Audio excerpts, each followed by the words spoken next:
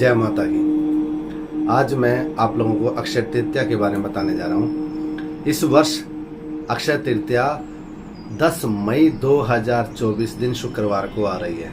हमारे भारत के अंदर अक्षय तृतीया का बड़ा महत्व है।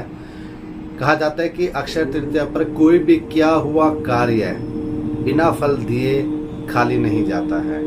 इस दिन कोई भी कार्य आप करते हो वो कार्य आपका पूर्णतः फल देता है। आज मैं आपको अक्षय तृतीया के महत्व के बारे में बताने जा रहा हूँ। इस अक्षय तृतीया को इतना महत्व क्यों दिया जाता है हमारे भारत के अंदर? कहा जाता है कि हमारे सतयुग और त्रेता युग का प्रारंभ ही अक्षय तृतीया को हुआ था।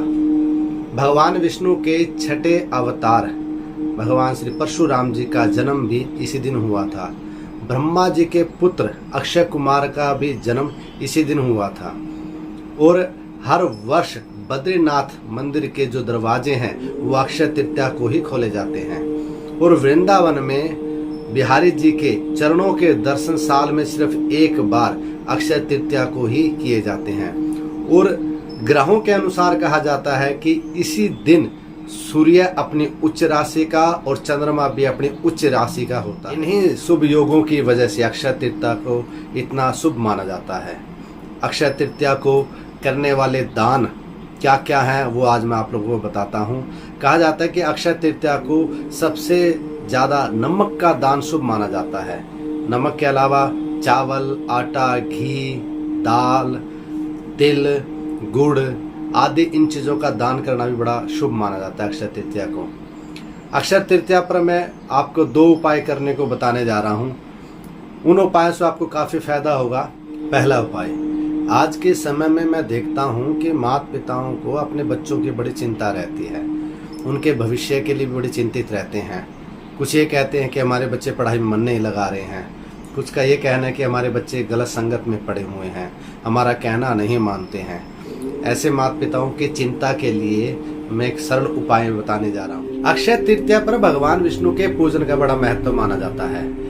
इस दिन सुबह नहा धोकर सफेद वस्त्र पहने और सफेद आसन बिछाकर उस पर बैठ जाएं।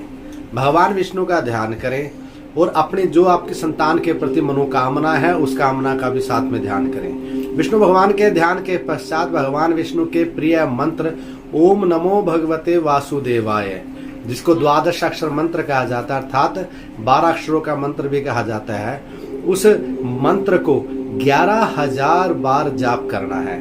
किसी भी माला से जाप कर सकते हो आप, चाहे वो तुलसी की हो, चाहे रुद्राक्ष की हो, चाहे कमलगट्टे की माला हो, कोई भी माला हो।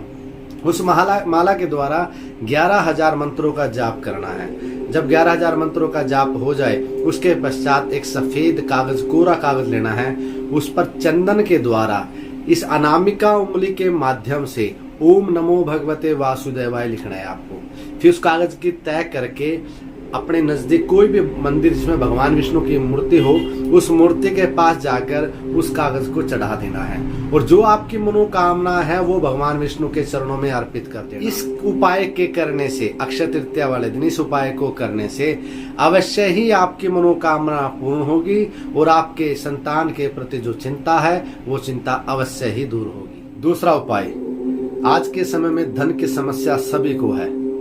किसी को कर्जा दे रखा है वो पैसा वापस नहीं आ रहा है, या किसी से कर्जा ले रखा है वो पैसा नहीं दिया जा रहा है, या व्यापार में पैसा बहुत लगा रखा है लेकिन मुनाफा नहीं हो रहा है। तो उनके लिए एक उपाय बताने जा रहा हूँ। अक्षय तृतीया को सुबह नहा धोकर अपने घर में एक लाल आसन लेकर उस पर बैठ जाएं। एक सामने एक प्लेट रख लें, उस प्लेट के ऊपर रुमाल जितना एक लाल कपड़ा बिछा दें और एक सुपारी उसके ऊपर रख दें।